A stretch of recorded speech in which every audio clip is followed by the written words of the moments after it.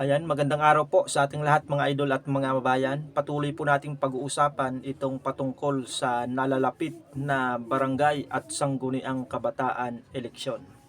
So, halos sa 10 buwan na lamang po mga kabayan at sasapit na yung buwan ng November.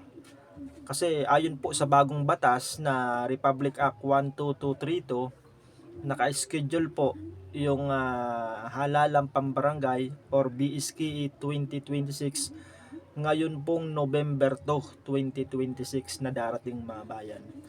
So, marami pa rin ang nalilito. Marami pa rin ang tanong ng atin pong mga kababayan. Katulad halimbawa, papaano anya kung last term na ng isang barangay officials? Pwede pa ba silang tumakbo o kumandidato sa darating na November 2, 2026? At ang sabi naman po ng iba o yung tinatanong ng iba, paano po kung yung incumbent barangay officials ngayon ay 2 terms na nanunungkulan? Halimbawa, pangalawang termino na niya ngayon, pwede pa ba siyang tumakbo sa susunod na halalan? At back to zero ba? Ibig sabihin, yung mga mananalo ba na halimbawa naka second term ka na ngayon, pang second term mo na. Yung susunod na halalan ay pang tatlong termino mo. Ibig sabihin po ba back to zero? Magiging 3 terms ulit yung panunungkulan mo bilang barangay official sa parehong posisyon. Yan po yung atin pong ikaklaro ngayon mga bayan.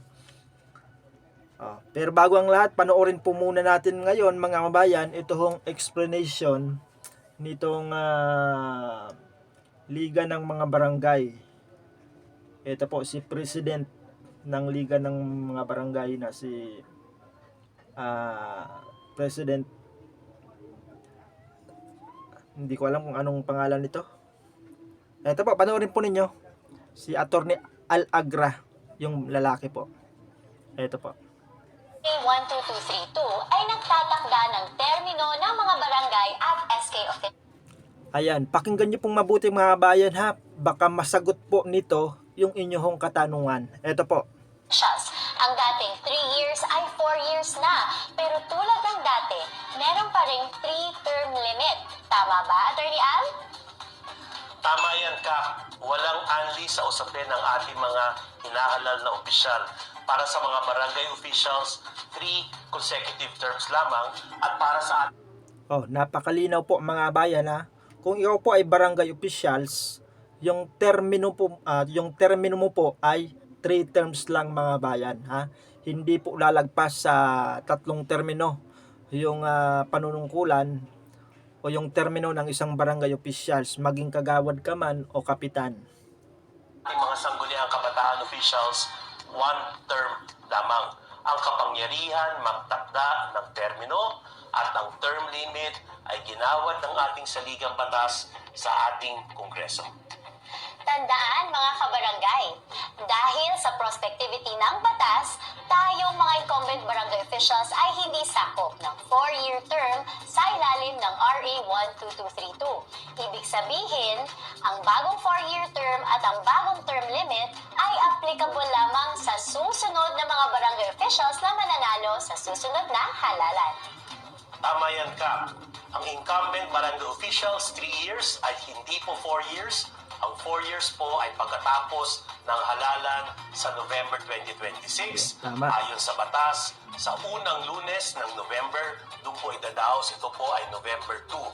Kaya po ang ating halalan ay regular, periodic at tiyak.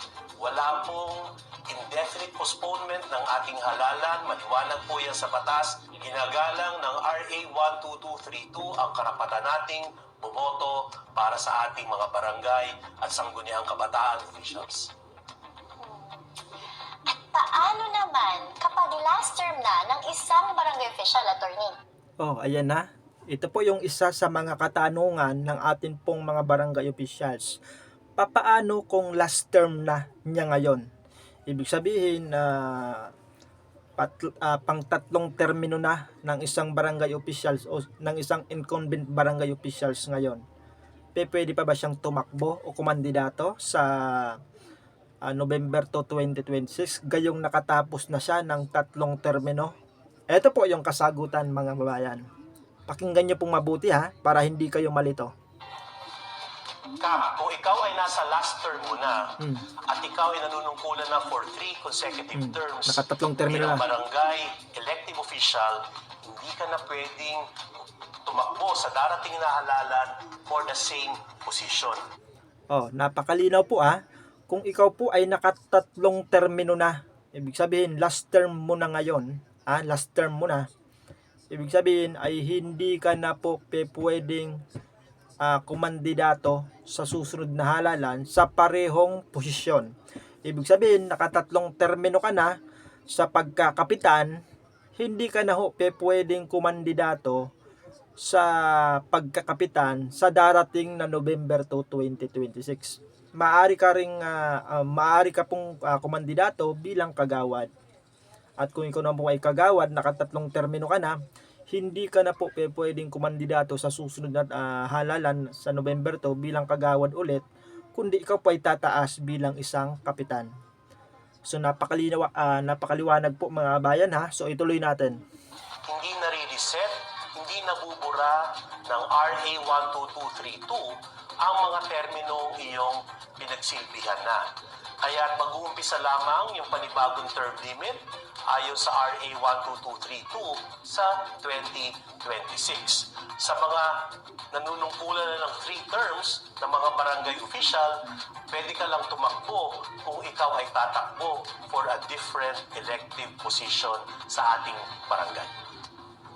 Kaya klaro, dahil sa RA 12232, mas may panahon na ang mga barangay officials magpatupad ng kanilang programa, may fix na hangganan na ang kanilang termino at magiging tuloy-tuloy ang BSK elections. At dahil sa batas na ito, meron ng katatagan, direksyon at predictability. Chairman, yung barangay certification is Ayan.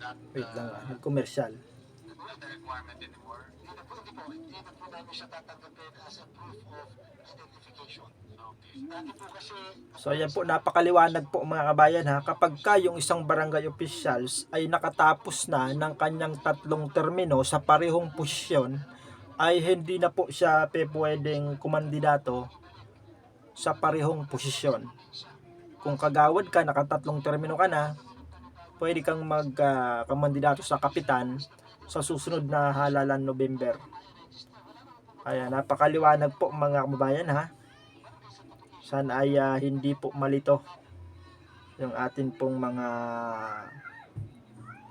barangay officials. So ang tanong po ng iba, mga kababayan, papaano kung naging